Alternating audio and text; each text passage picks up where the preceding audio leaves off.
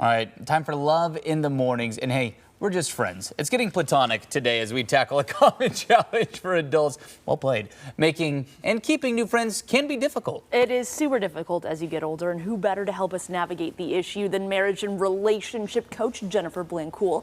Good morning, Jennifer. How are you doing this morning? Good. Thanks for having me. Yeah, great to see you. It's always great to be here. Yeah. So, I mean, you are a relationship coach. That doesn't just mean, in a romantic or sexual relationship. It means non-romantic as well. And something I've noticed as I've gotten older, moving around with a job and such things, it is so hard to make new friends when you're not in school or in sports with them. Mm-hmm. So Absolutely. what tips do you have for folks who are finding this to be a struggle? Yeah, I really love this topic because I think it's human to experience a little bit of confusion and maybe even pain as we work through the shifts of our adult relationships. It can be too easy to take it personally when we feel an unwanted shift in a relationship that we really care to keep. So I want to talk about for a second the 3 pillars of friendship, and I want to credit the awesome Mel Robbins on this. Okay. Because I think that when we can look through the lens of these 3 pillars that represent how a relationship works or how our friendship gets maintained, then we cannot take it so personally when these shifts happen. So these 3 pillars are proximity, how close you are, how often you get to see somebody, which is huge. And I think we underestimate the power of just the ability to see somebody more frequently than less often. Sure. Energy, how you vibe with somebody, how you click with somebody.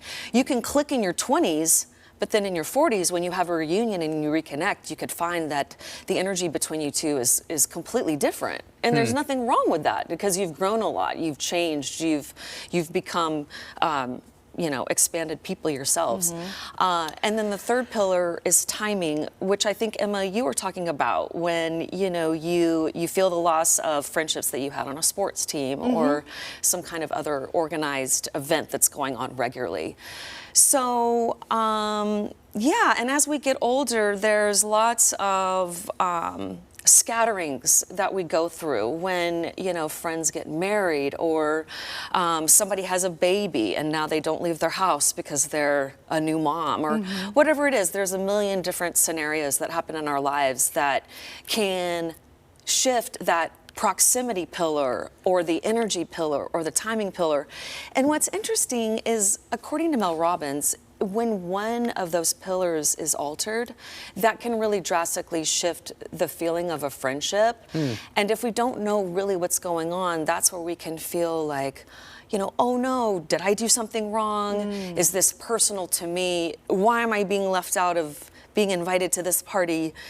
And so forth. Yeah, so if you're in a situation and maybe you're even able to recognize, hey, one of these pillars are not standing as strong as maybe they once were, how do you, if you want to, remedy that? I mean, obviously, if it's proximity, you're not just going to be able to move, I would imagine, closer to somebody, but how do you maintain a relationship, in that friendship setting if a pillar does fall? It's a great question. Go first. I think the older we get, the more we have to be the first person that makes the first move. Not being afraid to give a compliment in the grocery line, not being afraid to strike up a conversation when you eavesdropped on the person at Starbucks and it relates to you. That's what I like to do. Letting the friend that lives an hour away know that I will drive an hour to whatever you want to invite me to when I can make it. Please don't think that I don't want to put on that effort just because we live an hour apart. So alluding to communicating with your friends, because, I just was talking with a friend the other day who was hurt by not being invited to a birthday party that was a couple hours away. She had moved away from this friendship group and she was left out, and it really hurt her. So that could have been an instance where the communication between her and the friend could be, hey, don't let our distance prevent us from hanging out. Right. We might see each other less frequent, but let's not invite each other or make that effort. So my long-winded point is, going first, making that effort to stay in touch. I think the older we get, the more ritualistic we have to get. Oh, you become way more routine, right? Or sometimes it's easier in your free time to just be home, because lives are busy. That's the thing. The older we get, we also like to shack up in our homes and be comfortable. So it's kind of like, we're struggling to make friends, but we're also kind of competing with people wanting to be comfortable just in their own homes. So we go out less. We have a lot less of those opportunities. So, not being afraid to strike up connection with new people, especially ones that might be in environments that align with your interest. Right. We got to kind of put ourselves out there more as we get older if we truly want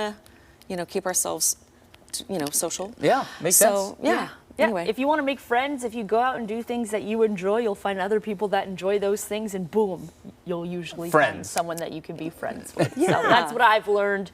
That's what's been helpful for me.